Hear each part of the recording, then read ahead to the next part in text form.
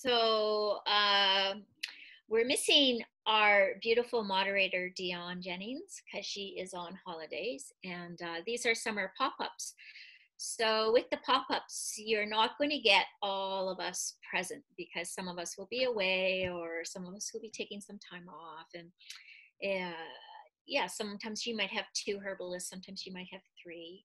But keep your eye on the Facebook page, Herbalists and Herbs, because we will be announcing all the pop-ups on that page. And if you haven't liked that page, like it, and you'll get all the information you need. My name is Abra Arneson, so I'm just going to jump right in. I'm a clinical herbalist. My practice is in Ottawa and in the Gatineau Hills. In my home is Gatineau Hills, and the clinic I work at is in Ottawa. So I work by Zoom. I see some people in my home, but mostly I see people in person in Ottawa, by Zoom in my home. I'm a writer. I've been writing a lot during COVID and really enjoying that. And my garden is doing better than any other year because I have more time for it. So I'm really happy about that. And yeah, so that's what I have to share. Oh, and I'm supposed to say something about holistic medicine, and I get to speak first, so I get the easiest thing to say. So for me, and I'm sure my fellow herbalists agree with this, and this is all I'll say, holistic medicine is about relationships. And there's always that expression, you know, the whole is greater than the sum of the parts, but you have to be working with the parts. In holistic medicine is more like a verb for me than a noun. It's more like a play between relationships as opposed to a modality. Yeah. So that's all I have to say. Tamara.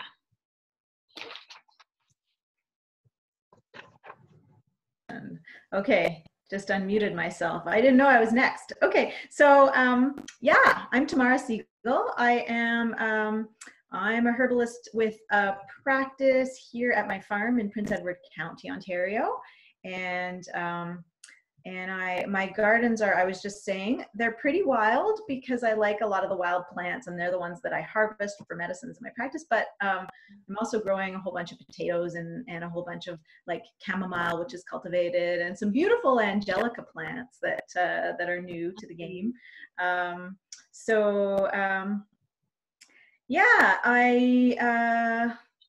my ideas about holistic medicine, I guess that I'm always sort of working with in my practice and in my teaching, because I teach classes here at the farm as well, are really, I think it always kind of comes around to the idea of the microcosm and the macrocosm, and really on all these different levels, there are patterns that are present, creating the same sort of story in a way.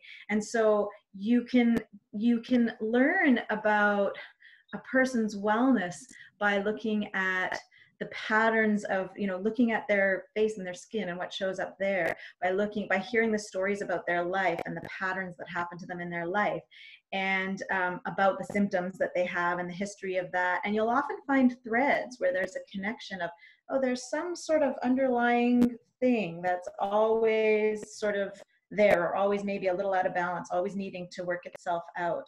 And so on some level, I'm always looking at that and looking for those patterns on really a whole bunch of different levels. And then they show up also in the plants that we work with. So that gives us clues as to which medicines we might use. And you can just keep going and going, looking into that deeper and deeper. So that's sort of what I'll put in there. Great, Tamara. Okay, Victor. Okay, hi everyone.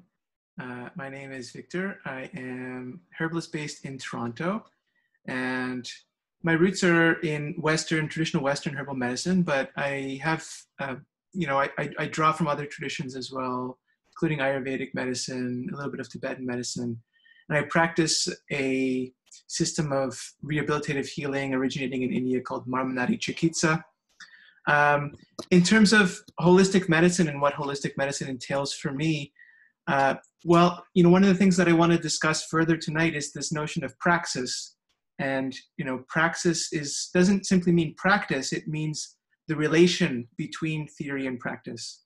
And that relation, I think, is very important when it comes to determining what clinical work actually looks like, what relating to patients actually looks like, what relating to the wider ecological matrix of the planet actually looks like.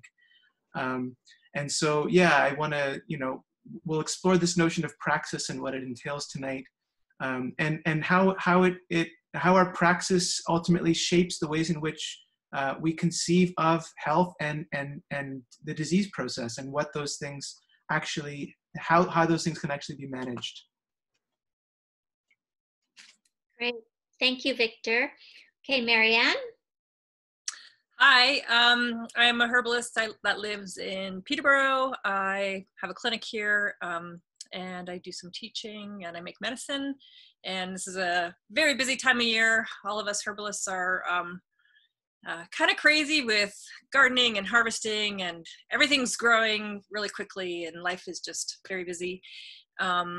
And it's wonderful. I'm going to talk today about holism in relationship to the parts of ourselves and how we can approach healing from those, just the concept of the different aspects of ourselves. And I won't get too deep into it now, but that's what I was going to speak about today. Great. Thanks, Marianne. And Penny.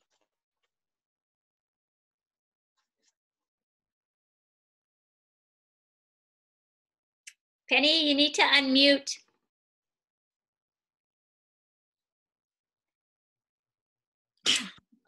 Oh, Penny, yeah, let you know. Okay, great. Can you hear me? Okay, Yep. great. Welcome, everyone. So my name is Penelope Boudreau. I am a registered herbalist as well. So for the past 23, 24 years, I've had the honor to work every day with herbal plants and herbal medicine, which I'm so grateful. But my true love is working with plants here at home and growing. I cannot grow enough. It's like plant, plant, plant, grow, grow, grow, water, water, water. And I love it. And I just really want to try to make everyone fall in love with that whole concept of planting and planting more, and especially endangered and at-risk plants.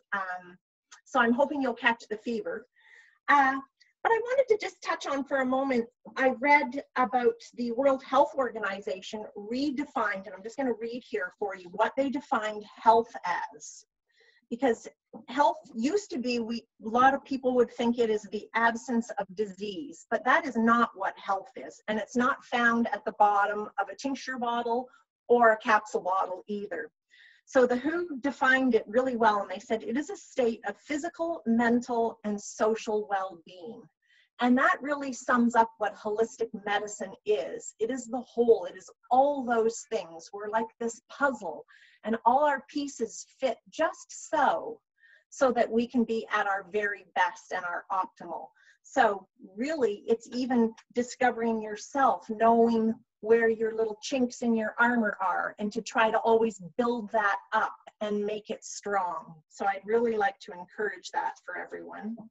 And I'm going to take a moment and draw from these Whispering Woods cards that I had. And Abra said it to me earlier when I asked, do you think I should read these?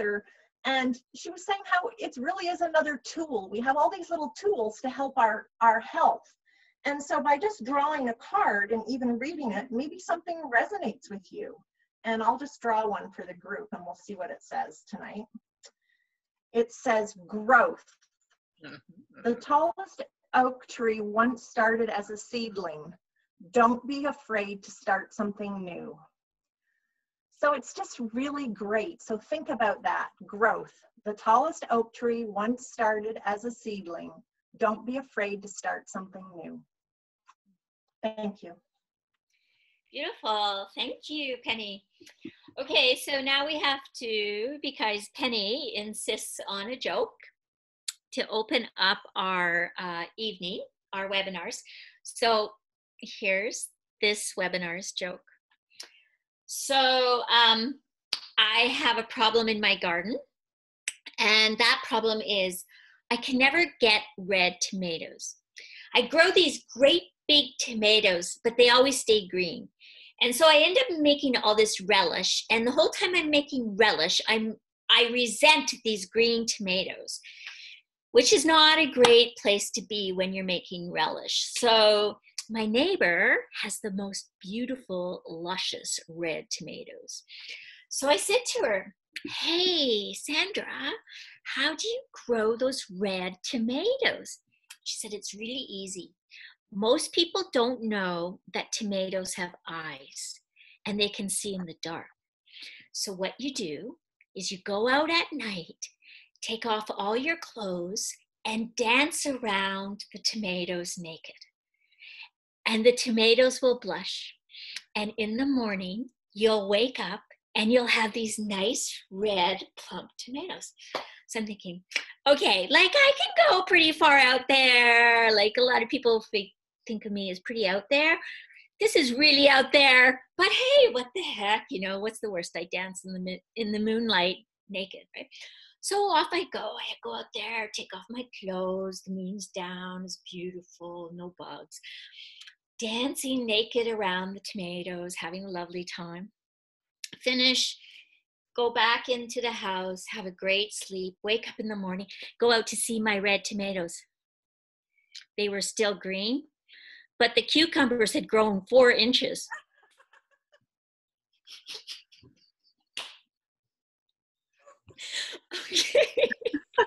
Okay. I warned you, that was the best joke yet. Okay. Okay, so now let's get serious about holistic medicine here. Okay, so from a herbalist point of view, like we're not only talking about holistic medicine in terms of the body and relationships and all that, we also want to talk about holistic medicine in terms of the plants. So I want to pick a controversial topic among herbalists to show how we have to think, how herbalists think holistically about the plants, just as we think holistically about the body, the mind, the spirit, the environment. So there's a lot of talk right now about PAs, and PAs are pyrolyzine alkaloids. And some of the talk is coming out of Great Britain, where they're talking about banning all plants that contain PAs. Now, pyrolyzine alkaloids, okay? So just to put that in context, there are over 600 different PAs that have been discovered so far. And we know of 6,000 plants that contain PAs. So this is a huge class of plant constituents. And a huge amount of plants use these constituents as their medicine. So some of the concerns about PAs are very real, and they are, there is evidence, clear evidence that some PAs in some plants can be harmful. PAs can definitely damage the liver. They basically clog up the drainage, the blood drainage system of the liver, which is not good. They also can create tumors within the liver. So PAs are not something that, you know, you want to be really casual with, like, you know, volatile oils or flavonoids. A herbalist needs to be aware of that component of PAs, that they can present a toxicity to the body and can do harm. And we do no harm in our medicine. We take that very seriously. We don't kind of go, oh yeah, but it's better than what it was before. We don't do that one. We go, no, we practice no harm. So, and PAs are also found in a lot of grains, in milk and eggs. So these plant constituents are all over the place. We're eating them all the time. So when we're looking at medicine, we have a lot of control over those PAs, the amount of PAs in the medicine, and how we use that medicine, as well as the person we're giving that medicine to. So I just want to give you an idea of how we think of these constituents in a holistic manner. So first of all, they are alkaloids, and plants that grow in the shade, or say there's a bunch of leaves and there's other leaves that are growing in the shade of the upper part of the plants, the part of the plants or the plant that is growing in the shade will make a lot less alkaloids, a lot less pyrolyzing alkaloids.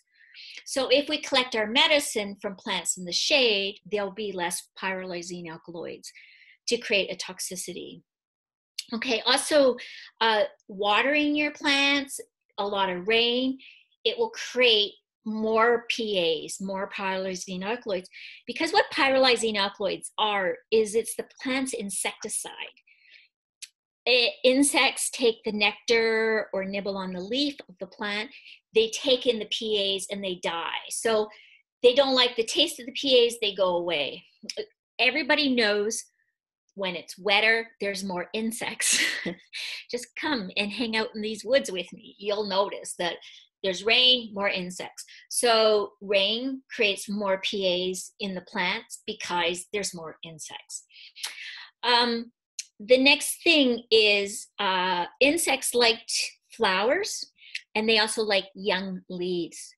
So there tends to be more PAs in flowers and in younger parts of the growth of the plant. So big, older leaves, there's fewer PAs than in the upper parts where the leaves are much more tender and easier for the insects to eat.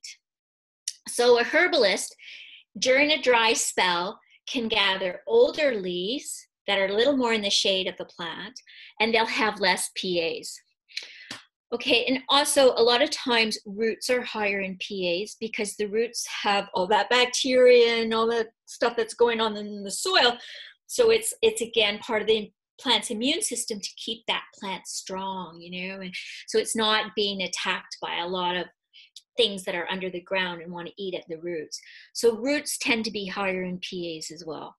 So right off the top, the herbalist says, okay, I want to use this plant. I know it's high in PAs, but I'm going to harvest older parts. I'm going to also harvest when it's dry, and I'm going to look for the parts in the shade. Okay, I got my 2-minute thing going.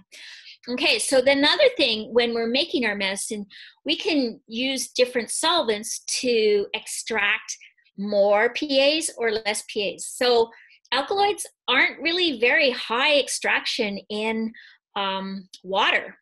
So if we make medicine as a tea with plants in PAs, we're not going to do as much harm as if we use a high alcohol proof tincture or apple cider vinegar, which is your classic for extracting alkaloids.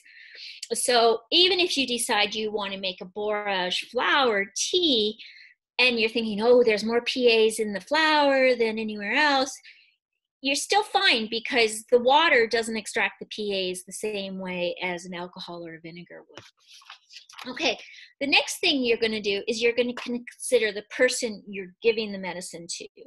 So let's talk about Comfrey. Comfrey's high in PAs. You have an 18-year-old guy, you know, and he's snowboarding and he breaks his leg in 3 places. He's really healthy. He doesn't really drink. He's like, you know, strong, very athletic. You're thinking, you know, this guy would benefit from drinking comfrey leaf tea for like a month to help heal up these 3 breaks. I would have no problem with that.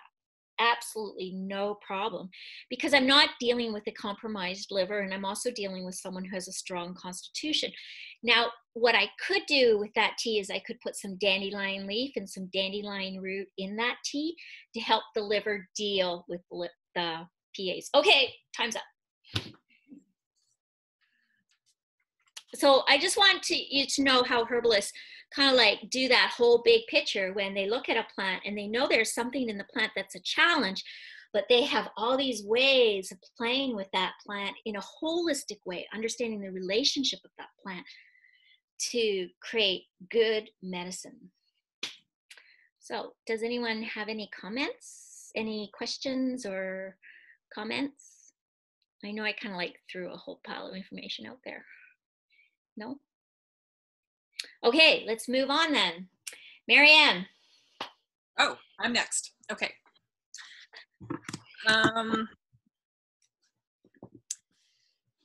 Yeah, so I'm taking a little bit of a different leaning than Abra is talking about in terms of working holistically. I wanted to talk about more about the aspects of ourself.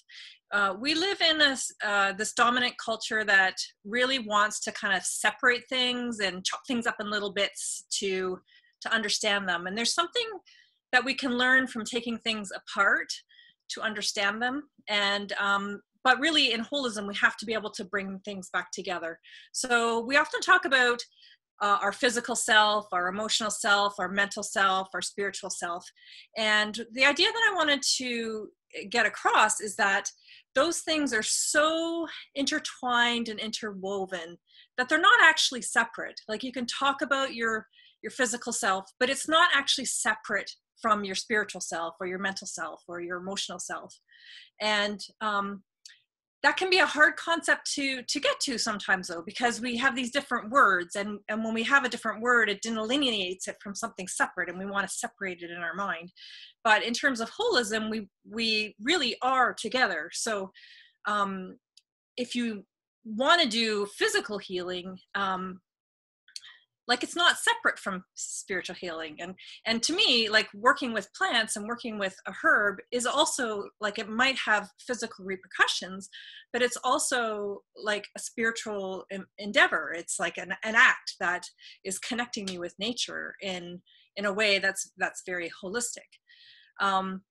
So in the way I would view it in working with individuals in this capacity would be to not see them as separate, to know that there's like layers and layers that are all intertwined, and you can use a technique that might be viewed as physical, but it can also have an impact on those other, what we call separate bodies. And I guess I kind of see it as being, there's many roads to get into healing, and it doesn't have to just be one way. And so if somebody is having difficulty with something, a particular way of using a plant, there might be another way of using it that can address something, you know. So we tend to think of, say, flower essences as being working on more spiritual levels, but they can have very real physical implications when you use those things, even though you might not see like the chemical constituents in that flower essence. It can still help the body in a physical way, help to alleviate physical symptoms. And, you know, just coming at it from a personal perspective in my own healing, I've had profound results physically on using techniques that are viewed as being more spiritual techniques, and vice versa. So I think that we can limit ourselves sometimes by thinking that, you know, I have a physical problem, I have to address it in a physical way, and so on. But there's many doors into the healing realm, is what I see, and it gives us a lot of room to work with ourselves or with other people from the place where they wanna, the door that they want to open, you know, the place where they want to enter the healing.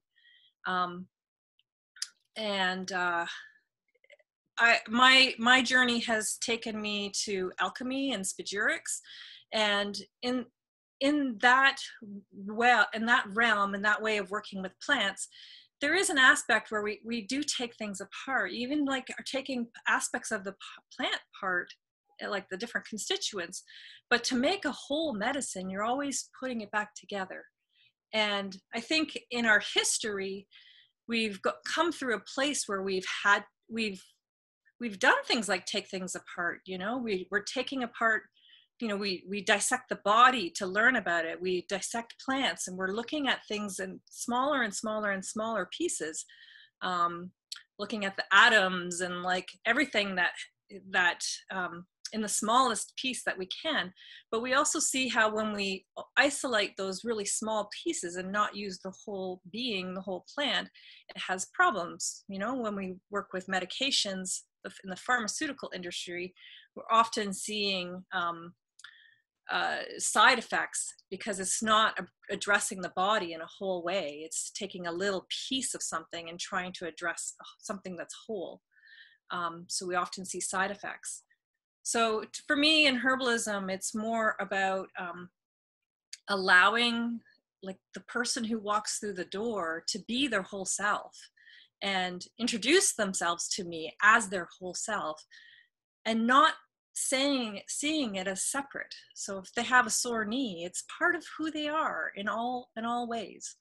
And I think that there's an honoring in that. Like we're honoring the human, or we're honoring the spirit in the person. We're honoring the earth when we really like look at it. But it's like we're meeting each other as whole. And the more and part of my own journey in herbalism is to try and be my whole self and like bring back those pieces of myself that were lost somewhere along the way, you know, and become whole myself in order to meet the plant as a whole being or meet the person as a whole being, and just encourage that, continue to encourage holism. And I also think that in our society, we're really come to a lot of unwellness because of everything separated. And that disjointedness of not being able to be our whole selves is causing a lot of problems for us. And so I think in what we do, we can bring it back and encourage. It's like a returning to ourselves, a returning to home. And I guess that's what I'll say about that. Beautiful, beautiful, Marianne. Hey, you know what I always say to people is, they say to, you know, when people say to you, oh yeah, you know, do you think it's all in my head? I'll say, or, you know, a doctor says, oh, it's all in your head, or someone says, I always go, wow, your head's attached to your body, you know. Like, it's like, yeah, it's not different than your body. Yeah. So, yeah, and I mean, anybody who does trauma work will know that the body stores trauma in various places, right? It's not just, you know. Anyways, does anybody else have any comments? Seems like I had a comment. I thought it was interesting when you. Oh, go ahead. Go ahead, Penny. Sorry. Okay. When you were saying about being whole, for a person to become whole, and I think sometimes people even have to understand, sometimes you have to even move from where you live to be able to be whole, or to be who you really are supposed to be. Sometimes your surrounding holds you back from who you really are and your ultimate life. And sometimes you need to just be brave and move where there's like-minded people and be able to express yourself and live wholly that way. Mm-hmm. Mm-hmm. Mm-hmm. Tamara, you wanted to share something? Oh yeah, well I was just thinking, you know, when Marianne was talking about flower essences and how they can have a physical effect, not just a mental, emotional effect.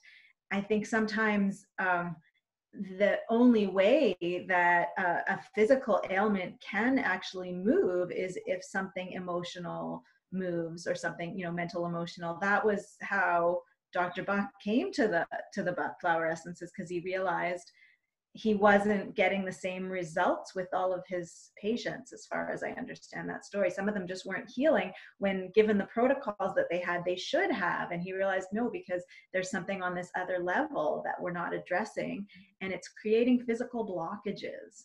So healing can be ineffective if it's not really addressed holistically. And sometimes you might be focusing in on something and not realize that you're really honing in, and you're not maybe taking into account some of the peripheral stuff that might play a pretty important role. So then, you know, it can be like a good reminder, let's step back and look at some of this other stuff. And maybe there's something else that needs to shift first on a different level.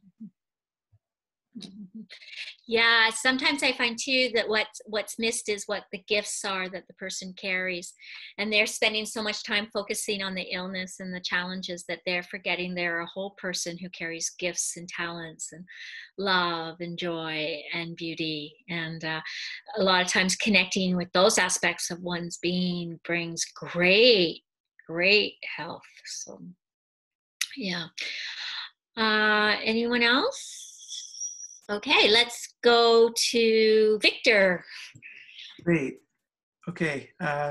Yeah, I guess, you know, I'll start with this point that Marianne made about cutting things up. You know, we have this lineage, this scientific lineage starting around the time of the European Enlightenment, where objectivity and truth became associated with calculation, measurement, and number.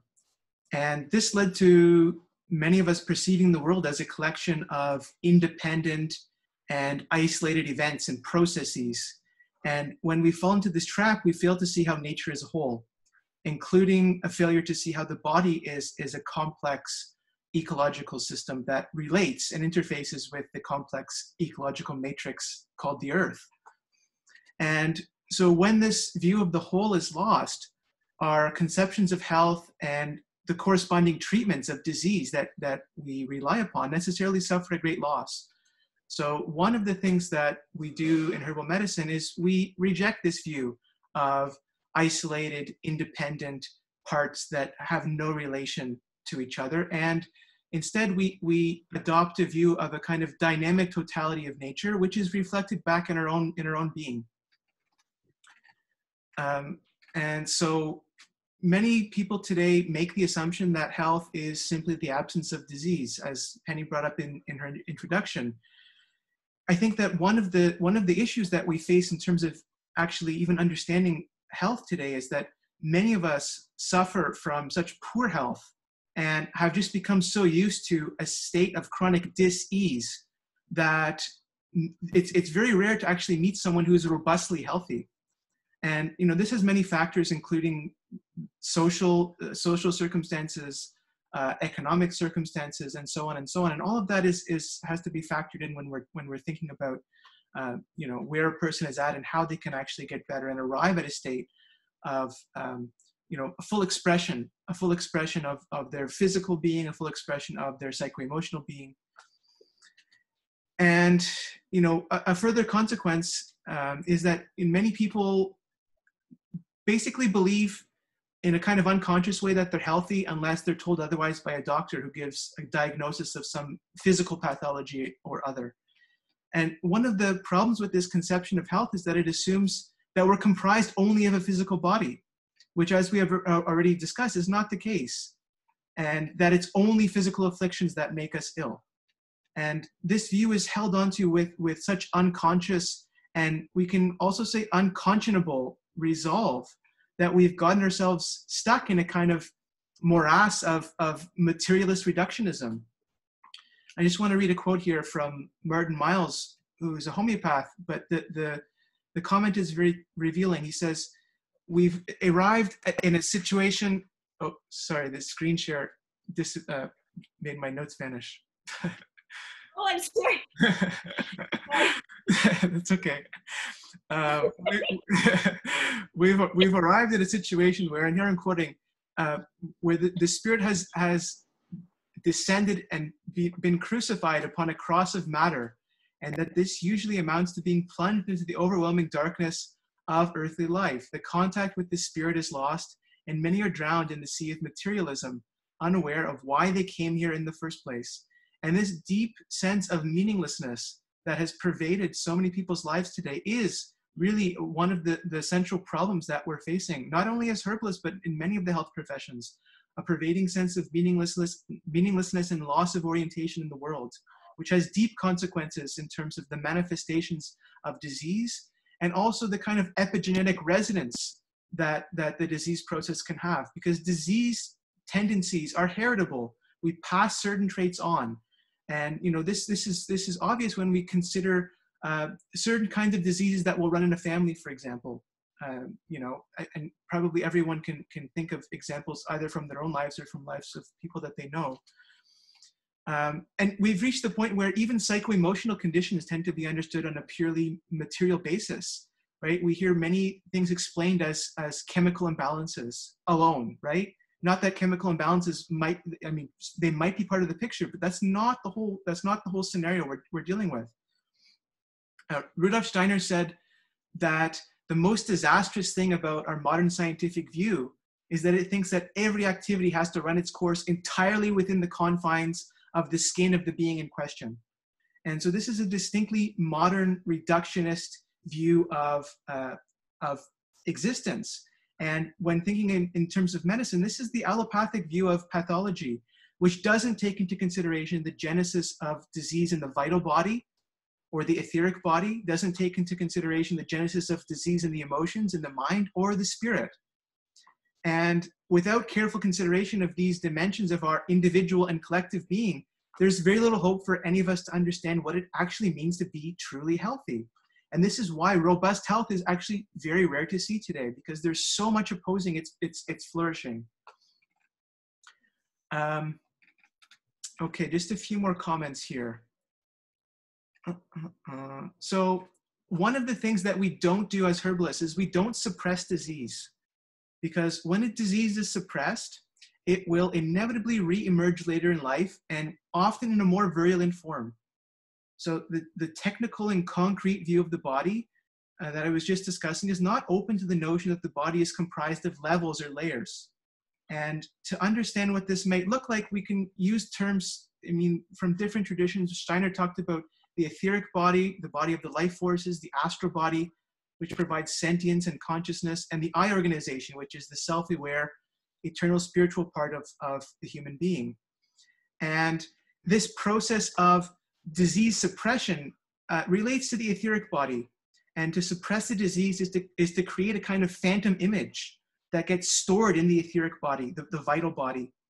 And the etheric body is also the place where disease patterns that we have inherited from our parents and from generations before us are stored. And so, this is just, some indication about what the view of holism entails, especially when we're thinking about what disease actually is, what a disease entity actually is.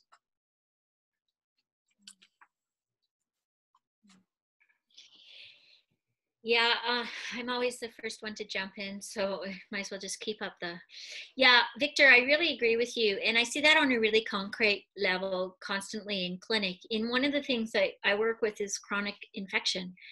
And so I'll see that, when they were 7, they had their tonsils taken out. When they were 18, they had their appendix taken out. In between that period of time, there were multiple uses of antibiotics.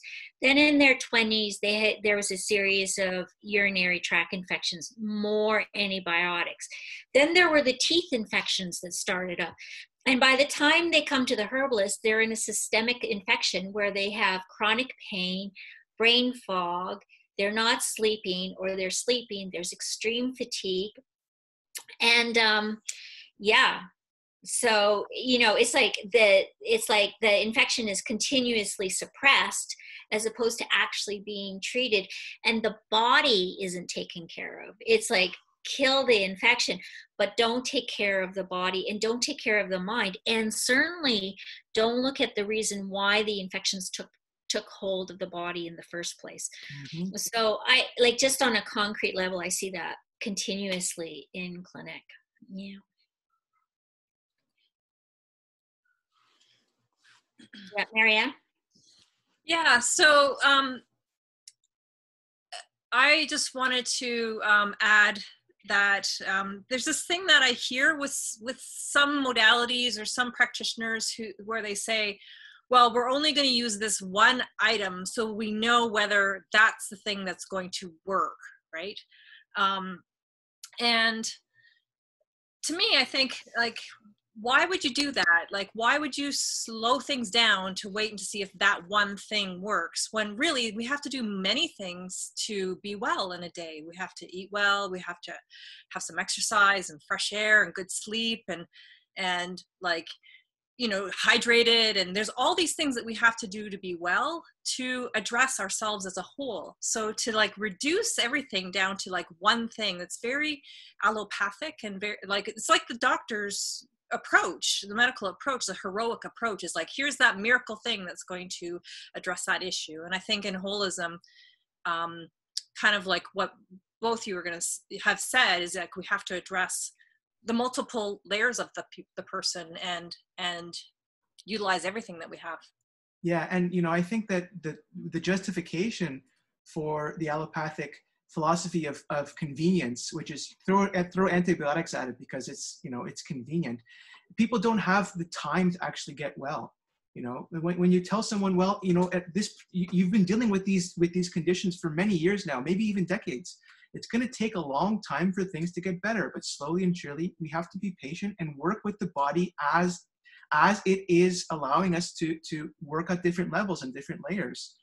And another thing that the allopathic approach fails to do is to respect the integrity of the organism, right? And the allopathic medicine uses the language of side effects, but there are no side effects, there are effects. And a medicine or a drug affects the organism, and it affects the integrity of the organism. And if that's not taken into consideration, we're not dealing with holistic medicine. We're dealing with a philosophy of so-called convenience. The allopathic system also uses the language of war. Like, how often do we hear, like, we're going to battle this and fight for cancer and blah, blah, blah. It's like. Exactly.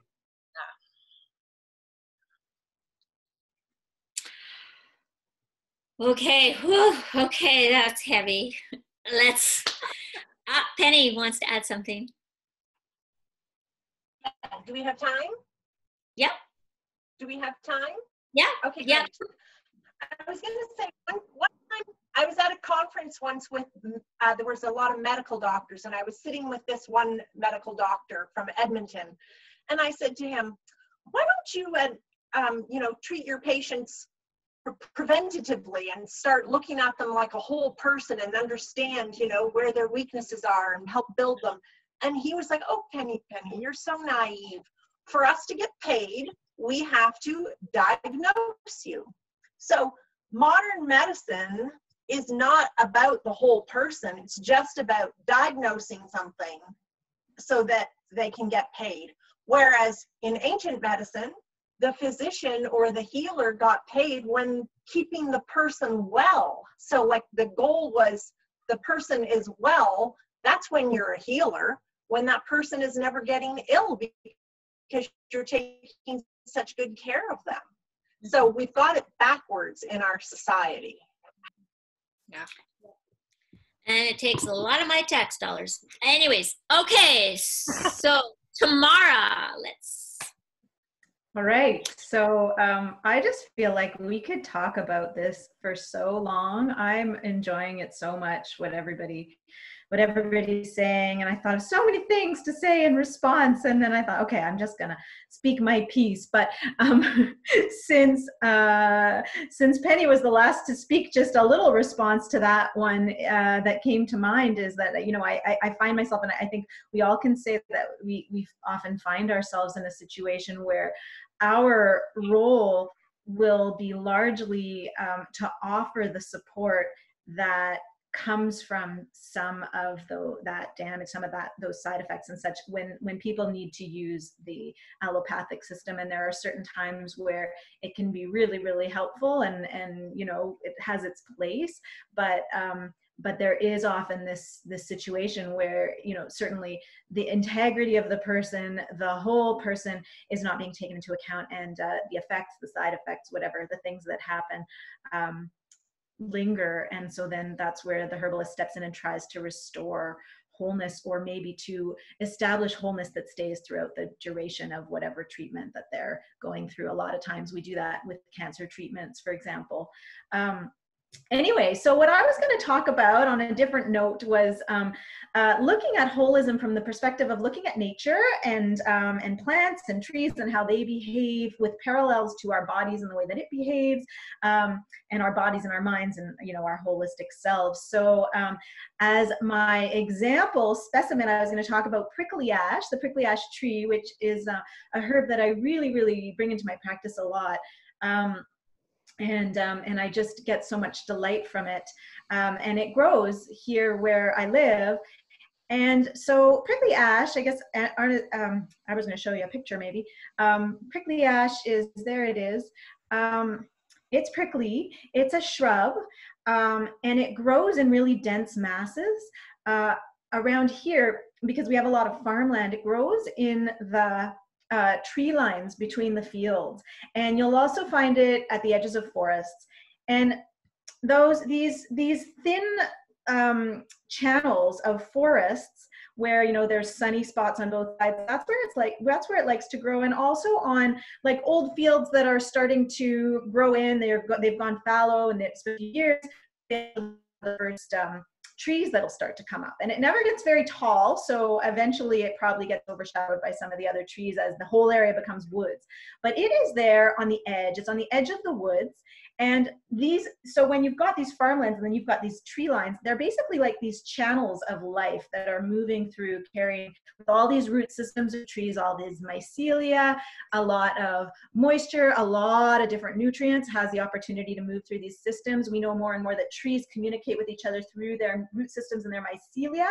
And this is a system of communication that they have while their roots get broken up when there's, you know, bigger open field space. So forests can be connected to each other. Wildlands can be connected to each other with these tree lines, and wildlife will use them to be able to have a protected area that they can move through. And so I sort of think of these tree lines as channels that are kind of like blood vessels, and they are carrying all the life force. They're carrying so many different inputs that are feeding communication with all of the land, water and moisture and nutrients within all of the land, you know, something that's really important in order to allow a regular flow and therefore health. So they're like currents, they're like channels, and so are our blood vessels. And the prickly ash grows on the periphery of that, and it creates this protective area because it's super thorny. And so it grows in thick mats. So if you're out walking and you get to this tree line of prickly ash, like, you're going to stop and say, I don't think I'm going to go in there. And bigger animals won't either. But smaller animals have a safe space that they can travel through, and also some food, because these are the berries, which are edible. Now, if we eat one of these berries, and when I have students that I can give an opportunity to taste these fresh, I always do. Just eat one, and then let it hang out in your mouth and notice the tingling effect. It will start to really, really tingle, and it'll feel warm. And this is showing us in our mouth, this little microcosm of our mouth, what this herb will do within the body. Within the body, this is an important herb to support the channels of our blood vessels. It will help to encourage the flow of blood throughout the whole circulation. It can be really helpful when there's, you know, you've got poor peripheral circulation and such. It can be really helpful to move stagnancy when there's pain and inflammation somewhere, to help move that along. And also where the blood connects to the nerves, the body's communication system, it's gonna get involved and help to support flow and interaction there. And not only this, but in the same way that the prickly ash forms this protective barrier around the woods, which are really precious because there's this important system of life force with a really different ecosystem on both sides. And there's opportunity for lots of little bits of damage to ruin them. So they keep this thick mat of protection, and they protect the animals that are in there, and they protect the land and the soil that's holding a forest ecosystem with all its important parts. And prickly ash has this important protective effect on our blood vessels as well. It is a citrus family plant, and it tastes like citrus and smells like citrus, which is really uplifting and energizing, if you can think of that. It has some, I believe it has some limonene, or one of those lemon essential oils, volatile oils in it that give it its aroma. And that has a cooling effect on the body. However, prickly ash is also pretty stimulating, and it can also have a warming effect on the body. So it will kind of work in either way, depending on what's needed in the body. And in that sense, it's working holistically with you where you're at. But it will protect the integrity of those blood vessels so that they can't get damaged by all kinds of, you know, free radicals and or viruses or anything that's trying to get in there. It'll allow them to be strong and supportive. There will be less likelihood that they will pool and create something like, varicose veins, hemorrhoids, less likely that they'll build up an inflammation by a fullness of blood flow. There will be a good, healthy flow of the circulation, which will support nourishment throughout the body. It could specifically support circulatory issues if you need them, but it can also just help to be a delivery mechanism for other herbs that you're taking for other issues in the body by carrying those herbs throughout the entire circulation so that they will go wherever they need or everywhere if that's where they need to be. So we really see a lot of these parallels in the prickly ash tree and the way that it grows and the life that it's supporting, and then the body, and particularly through the circulation, and then by relationship also to the nerves. It's a really, really important remedy to help restore nerve function when it has been damaged. And I think a big part of that is because of its work in the circulatory system. So I don't know if I've gone over time or if I should keep talking. 20 seconds. Maybe it's 20 seconds. Well, I think I'm pretty much there. I had the feeling. I didn't get the 2 minutes warning. I didn't see it. Yeah. Okay. Anyways, so that's what I gotta say. Any thoughts? Beautiful. Fantastic. Anyone have anything to share? Yeah, I mean, it just made me think, your description made me think about how external natural processes, so-called external natural processes, are really mirrored back and internalized within our own being. And you gave a really great description of how prickly ash interfaces with the dynamic totality of our own being. Yeah, I mean, one thing I love about prickly ash, I've used it a lot treating myself actually, is that it helps rebalance the charge on the nerves. So I've used it for treating vertigo, and it's been very helpful. It's a really, really wonderful herb. Yeah. Yeah, I use it. It's like one of my all-time favorite herbs too. Oh, Penny, go ahead. Penny. Okay, I was going to say, I loved the way you described that as the body, because I was thinking here, living on my farm, I have all kinds of old fence rows, and the way you were describing it, and I have a bush at the back, and I'm envisioning the blood flow, from my back forest coming down here by the pond, and I'm part of it. I am like a little cell floating around on this land all the time doing my little thing. And it's like, that is so cool to me, to think how we have to remember we're just part of the bigger picture and the bigger body. We're just a little part. We're not all, that and a bag of potato chips too. We're just that little thing that's here. And that was really great how you brought that forward. Thank you. Yeah, thanks. I like that imagery of you seeing yourself as part of the whole there on your land. Yeah. So Penny, do you want to carry on?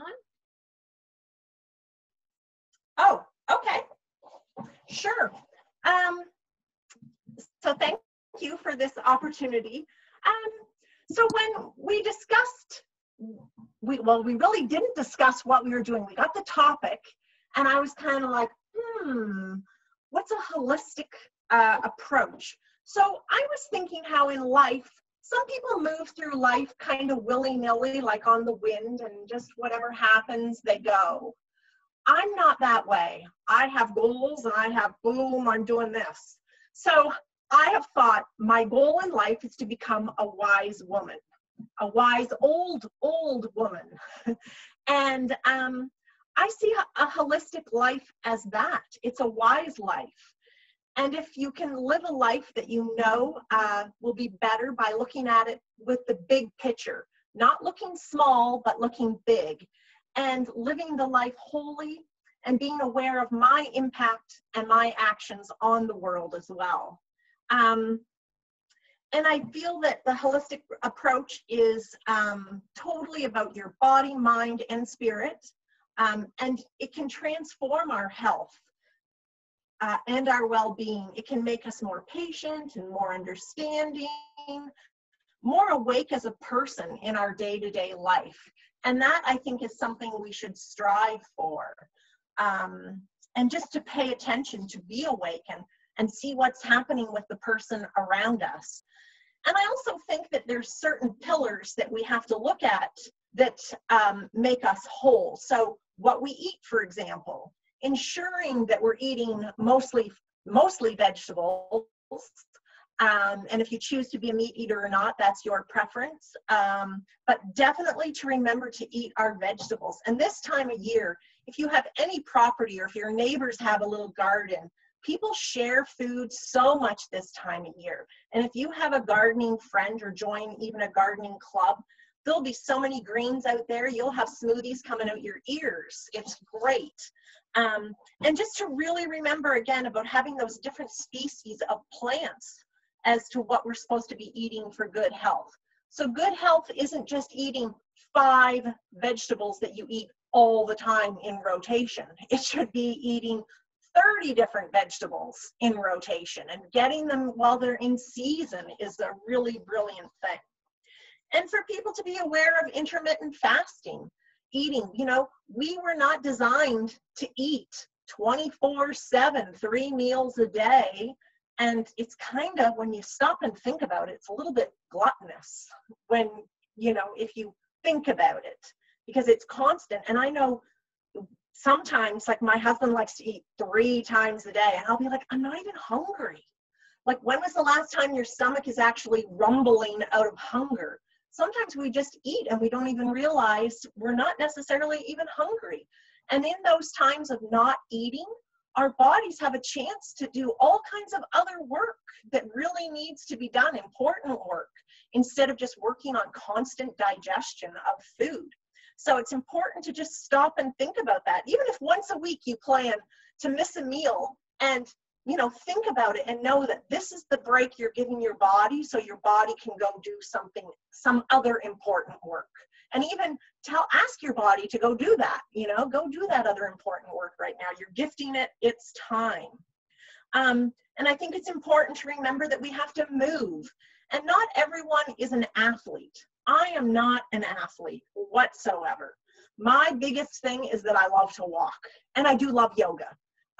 But walking is my thing. So, you know, even if you can just walk for half an hour a day, that's wonderful. At least you're moving.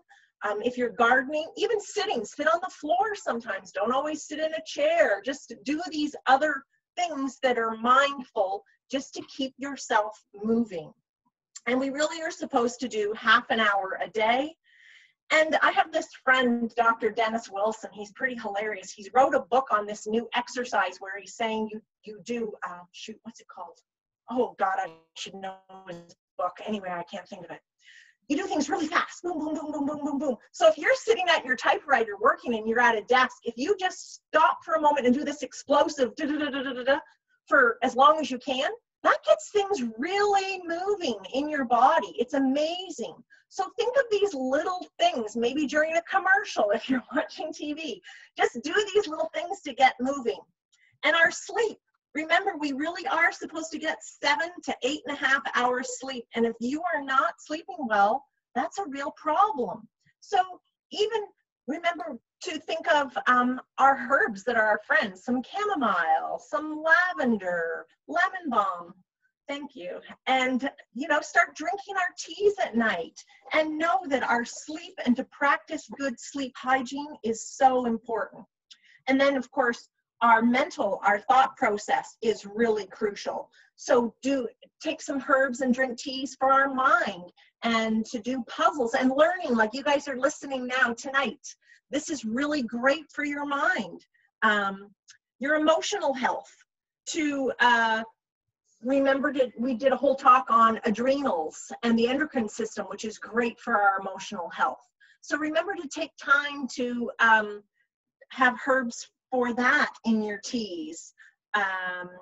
And also connect with people. This has been a really difficult time because people are not touching and loving and being close. We can connect like this, which is great, but it's not how we're meant to connect. We are meant to be together and at herbal gatherings. So when that's allowed again, will be great, but I think it's next year. But it's so important to come together. And so to remember to make efforts to come together. And I also want to remind everyone about detoxing. It's really important. Our bodies sometimes are so overloaded and overburdened that for this wonderful, amazing body of ours to work, we need to sometimes give it a break and clean it. And to remember that balance is the key. And so my biggest balancer in life, and I think for everybody, I would recommend nature. Nature is my biggest, I wanted to use the word prescribe, I don't like that word. My biggest thing that I would say for your health that we need to include more of: touching the soil, sitting on the grass, bare feet, outside. Enjoy it while we have this beautiful summer. So again, remember balance in our lives. And thank you so very much. Okay, so that's our first pop-up. Our next pop-up, I think, is, does anyone know? Anyone know? Is it, I think our next one is roses. Are we talking about roses? Can't remember. Anyone?